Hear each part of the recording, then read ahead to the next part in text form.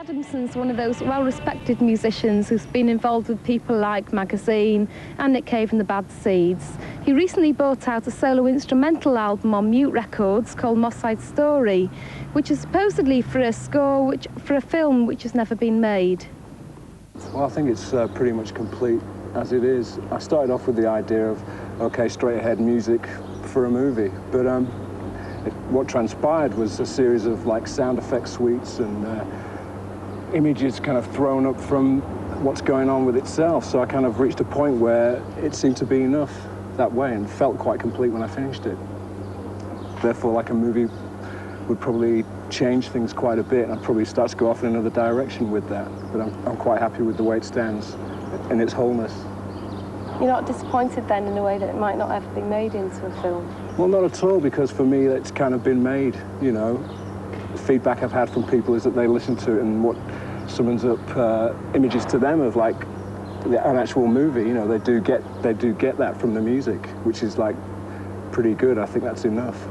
Were you surprised that the album had so much, well, it had quite a lot of rave reviews really, didn't it? Were you surprised about it, or did you actually expect it, thinking, well, it's brilliant anyway, so it should get these reviews? I was mildly surprised because I think I was risking quite a bit as far as trying to sort of put out instrumental work with a kind of packaging that suggested all this movie stuff, and like people, you know, could say like, well, what is this, you know, and sort of not really be able to kind of, I don't know, they'd just probably like go, no, not interested, but it seemed to sort of go the other way, which of course is feels nice, but I was mildly surprised, you know. I thought it could kind of just disappear in the sort of melee of everything else. What do you think about other bands who might be doing not necessarily the same as you, but similar things to, say, like, for example, James Taylor Quartet at the moment, and other bands who are doing movie themes? I think it's great. I think it's really good. I think it's an area that musicians now, apart from the kids who go through like the music schools and all the rest of it, if people like find themselves in a band and are influenced by those kind of things, then you know, I think, you know, go for it. It's great. I think it's really healthy. You know, and I feel sort of quite proud to be a part of, like, you know, or have my name sort of thrown in with other people who are doing that kind of thing now. You don't want to sort of be unique in a way then, have it just be you doing it at all or not? Well, I think uniqueness comes in sort of what you do yourself anyway. There's kind of like, there's going to be differences between each of these people, and, you know, you'll be able to say that's the James Taylor Quartet, that's one of Barry Adamson's, and that's that and the other. And I think everybody kind of develops their own style once they get quite comfortable with the medium. I mean, I'm starting to find now that I'm in a more sort of commanding position about what I do, which feels good. It's like a process of development, you know. And I think each sort of group of people or people involved with the same thing find their own sort of niche. Have you got a desperate urge then in a way to sort of make your mark on society as Barry Adamson? I think there's something in that, actually, if I sort of own up to it. I don't know, that's been going on since, you know, for a long time. I was quite happy for a long while just to be like, you know, a sideman in a band, but then I don't know, like the ideas I had about things and you know, creative expression just seemed to sort of want some sort of release.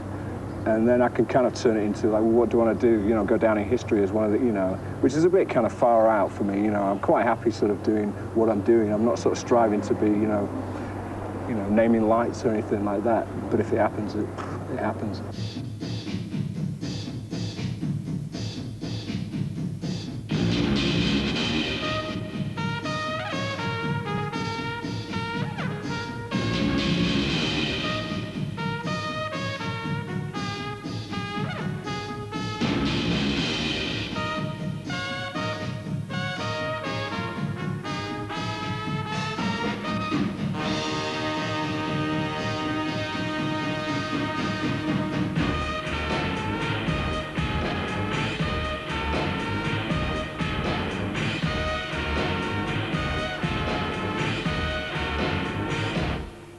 When I used to go and see James Bond films as a kid, you know, the music would always be one of the things that would kind of lead me along with the story, you know, or kind of fuel the action that was going on, you know. Yeah, so I'd say, like, particularly the TV, you know, like those 60s shows, particularly Man in a Suitcase, Department S, The Avengers, all that stuff really, like, you know, I just thought it was fantastic.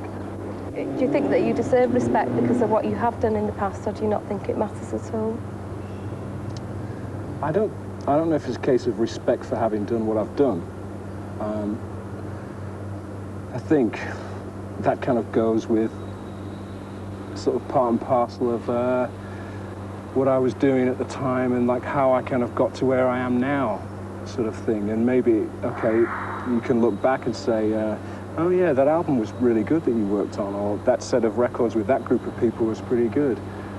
I don't know, maybe there is some respect in that anyway, you know. I don't sort of command respect. I feel I'm getting enough respect by people, by the kind of, I don't want to say attention, but, you know, whatever the right word might be about what I'm doing now, and that's enough.